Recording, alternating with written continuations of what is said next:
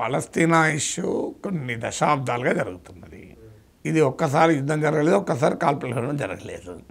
యుద్ధాలు జరిగాయి, శాంతి ఒప్పందాలు కుదిరాయి, కాల్పుల విరమణలు జరిగాయి, మళ్ళీ యుద్ధాలు జరిగాయి. అందువల్ల ఇప్పుడు జరుగుతున్నది ఈవెన్ శాంతి ఒప్పందం కూడా కాదు. It's not a piece deal. So ఇది పీస్ డీల్ కూడా కాదు. ఇప్పుడు జరుగుతున్నది ఏంటి అంటే ఇది మెయిన్లీ ఒక సీజ్ ఫైర్, కాల్పుల విరమణ. అంటే పీస్ డీల్కు ఒక ముందడుగు, మొదటి మెట్టు. ఈ ఒప్పందం ప్రకారం ఏంటంటే 6 వారాలలో స్టాగర్డ్గా, అంటే వీక్లీ కొంతమంది చొప్పున బందీలుగా తమ వద్ద ఉన్న ఇజ్రాయేలీ పౌరుల్ని హమస్ రిలీజ్ చేస్తుంది. అందుకు బదులుగా ఇజ్రాయెల్ మొదలు కొంత గాజాలోని సిటీస్ నుంచి ఉపసంహరించుకుంటుంది. గాజా నుంచి తన సైన్యాలు పూర్తిగా విరమించుకుంటుంది. పాలస్తీనా ప్రిజనర్లను ఇజ్రాయేలీ జైలు నుంచి విడుదల చేస్తారు. ఈ ప్రక్రియ 6 వారాల వరకు జరుగుతుంది. 6 వారాల తర్వాత ఇజ్రాయెల్ హమస్లు మళ్ళీ ఒక ఫైనల్ అగ్రిమెంట్ కుదుర్చుకోవాలి. అంటే గాజాని ఎవరు పాలించాలి. ఇజ్రాయెల్ అనేది ఏంటంటే హమస్ లేని గాజాను సృష్టిస్తానని. అది గాజా ప్రజలు ఒప్పుకుంటారా? ఎందుకంటే హమస్ అనేది ఒక తీవ్రవాద సంస్థే కాదు, అదొక ఎలక్టెడ్ పవర్, అంతకుముందు ఎన్నికల్లో గెలిచిన పార్టీ అది. సో అందువల్ల హమస్ అనేది గాజా ప్రజల్లో భాగం. మరి హమస్ లేని గాజా అంటే ప్రాక్టికల్గా అది సాధ్యమవుతుందా? అందువల్ల అల్టిమేట్గా ఈ సమస్యకు పరిష్కారం పాలస్తీనా ప్రజలకు మాతృదేశం ఉండే హక్కు ఉంది అని ఇజ్రాయెల్ గుర్తించాలి. పాలస్తీనా ప్రజలకు భూమే లేకుండా చేస్తాం, వాళ్ళకు దేశమే లేకుండా చేస్తాం, వాళ్ళ ప్రాంతాలన్నీ మేము ఆక్రమించేస్తాం, వాళ్ళు మా దగ్గర జూనియర్ సెకండ్ గ్రేడ్ సిటిజన్స్గా ఉండాలి అంటే సాధ్యమయ్యే పని కాదు. ఇప్పుడు పాలస్తీనా అథారిటీ పాలిస్తున్న వెస్ట్ బ్యాంక్ ప్రాంతంలో, అలాగే హమస్ పాలిస్తున్న గాజా ప్రాంతంలో ఇజ్రాయలీ సెటిల్మెంట్లు ఉన్నాయి. సిరియాకు చెందిన గోలాన్ హైట్స్ని ఆక్రమించింది. హెజ్బుల్లాను అటాక్ చేస్తామంటూ సదరన్ లెబనాన్లకు కూడా కొంత ఎంటర్ అయింది.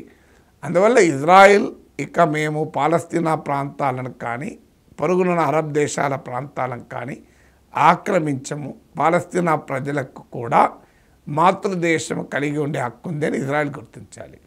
రెండవది, ఇజ్రాయిల్ అనే దేశం ఉనికిని పాలస్తీనా వారు గుర్తించాలి, అరబులు గుర్తించాలి.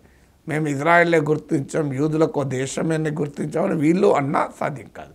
దీన్నే యునైటెడ్ నేషన్ 2 స్టేట్ సొల్యూషన్ అని 1948 ఆ ప్రాంతంలోనే తీర్మానం చేసింది. ఆ తీర్మానం అమలు చేసేలోగా యూదులు ఒక దేశాన్ని ఏర్పరచుకున్నారు. పొరుగున అరబ్ దేశాలపైన దాడులు చేశారు, యుద్ధాలు చేశారు. ఏకపక్షంగా ఇజ్రాయిల్ ఏర్పడింది. ఇప్పటికి ఇజ్రాయిల్ను అరబ్ దేశాలు గుర్తించవు, అరబ్ దేశాలు ఇజ్రాయిల్ గుర్తించవు. ఇన్ని దశాబ్దాల యుద్ధంలో చివరకు మిగిలింది రక్తపాతము, ప్రాణ నష్టం తప్ప ఏమీ లేదు. అందువల్ల ఇజ్రాయేలీ ప్రజలు శాంతిగా లేరు, అలాగే అరబ్ ప్రజలు అశాంతిగా లేరు. అందువల్ల దీనికి శాశ్వత పరిష్కారం యునైటెడ్ నేషన్ చెప్పినట్లు, అమెరికా చెప్తున్నట్లు, ఇండియా చెప్తున్నట్లు, ప్రపంచంలో చాలా దేశాలు చెప్తున్నట్లు 2 స్టేట్ సొల్యూషన్. అంటే అరబులకు పాలస్తీనా, యూదులకు ఇజ్రాయెల్ అనే 2 దేశాలు ఉండడమే. అయితే దీన్ని అటు హమస్ అంగీకరించలేదు, ఇటు ఇజ్రాయెల్ అంగీకరించలేదు. ఇజ్రాయెల్లోనూ ఉన్న రైట్ వింగర్స్ అంగీకరించలేదు, ఫార్ రైట్ అంగీకరించలేదు. పాలస్తీనా ప్రజల్లో కూడా ఉన్న మీకు వెస్ట్ బ్యాంక్లో ఉన్న పాలస్తీనా అథారిటీ లాంటి వాళ్ళు ఒప్పుకున్నా ఇజ్రాయెల్ వీళ్ళు మళ్ళీ గాజాలో ఉన్న హమస్ ఒప్పుకోలేదు. అందువల్ల అల్టిమేట్గా ఇరుపక్షాలు ఒకరి ఉనికిని, ఒకరి అస్తిత్వాన్ని గుర్తించాలి. అంతకుముందు వాస్తవంగా ఒక ఫెడరల్ దేశంగా యూదులు అరబులు ఒకే దేశంగా యునైటెడ్ పాలస్తీనా అనే కంట్రీ ఉండాలి. అది ఆచరణలో సాధ్యం కాదు. ఇన్నేళ్ళ జాతుల ఘర్షణ తర్వాత, ఇన్ని యుద్ధాల తర్వాత, ఇన్ని వేలాది మంది చనిపోయాక ఇప్పుడు యూదులు పాలస్తీనా అరబులు కలిసి ఒక దేశంగా, ఫెడరల్ దేశంగా ఉండడం సాధ్యమయ్యే పనే కాదు. అందువల్ల 2 దేశాలు స్వతంత్రంగా ఒకరినొకరు గౌరవిస్తూ, ఒకరి ఉనికిని ఒకరు అంగీకరిస్తూ ఏర్పడడమే పరిష్కారం. అప్పటిదాకా శాంతి ఉండదు.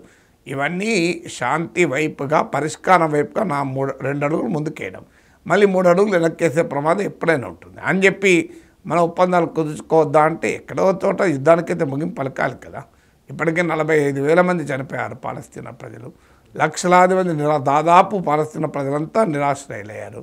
ఇజ్రాయిల్లో పౌరులు చనిపోయారు. అటు ఇజ్రాయెల్ ప్రజలు నిద్రపోలేకపోతున్నారు, ఇటు పాలస్తీనా ప్రజలు నిద్రపోలేకపోతున్నారు. అందువల్ల ఈ ఒప్పందం కొంత ఉపశమనాన్ని తీస్తుంది. కానీ అల్టిమేట్ పరిష్కారం అయితే 2 దేశాలు ఏర్పడడమే.